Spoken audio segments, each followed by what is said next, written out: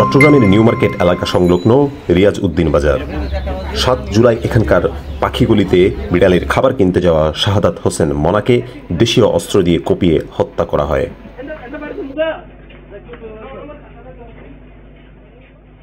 ও গেছিল বিড়ালের খানা আনতে পাখির গল্লিতে।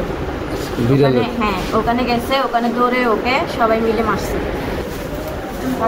কেন মারছে আপনি জানেন? আমার হাজব্যান্ড ওদের সাথে কোনো ঝামেলা ছিল না, ওর বন্ধুদের সাথে ঝামেলা ছিল।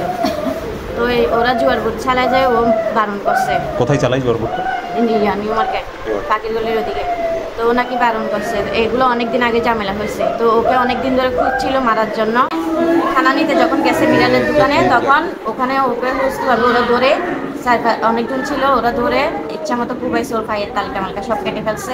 ছিল যে জুয়েল গ্রুপ, মানে স্টেশনের জুয়েল গ্রুপ বলেছিলি, এই জুয়েল নিজে এক্সপোর্ট আসছে, ওরা 10-12 জন হবে, দেশি অস্ত্র নিয়ে আসছে।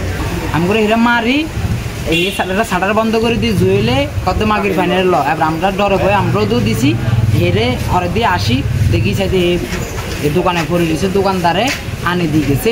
আমি দাঁড়িয়ে আছি ওই জায়গায় যেখানে গত 7 জুলাই 9:30 থেকে 10টার মধ্যে নৃশংসভাবে হত্যা করা হয় শাহাদাত হোসেন মনাকে। 10 থেকে 15 জন দুর্বৃত্ত দেশীয় ধারালো অস্ত্র দিয়ে সবুজের এই দোকানের সামনেই নৃশংসভাবে হত্যা করে শাহাদাত হোসেন মনাকে। পরবর্তীতে মনার বাবা বাদী হয়ে স্টেশনের কিশোর গ্যাং লিডার জুয়েলকে প্রধান আসামি করে 12 জনের নামে কোতোয়ালি থানায় একটি হত্যা মামলা দায়ের করেন।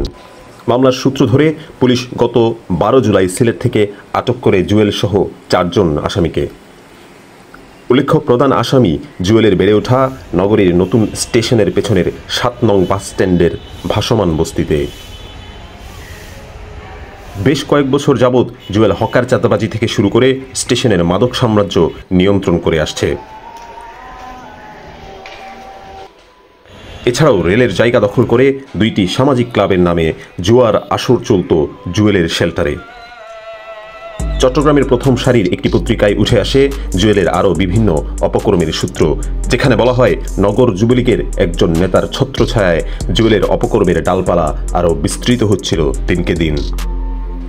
এছাড়াও সদরঘাট থানা স্বেচ্ছাসেবক লীগের কমিটির 2টি গুরুত্বপূর্ণ পদে দেখা যায় জুয়েলের সব অপকর্মের অন্যতম সহযোগী ও মনা হত্যা মামলার গুরুত্বপূর্ণ 2 আসামি সবুজ ও হানিফকে।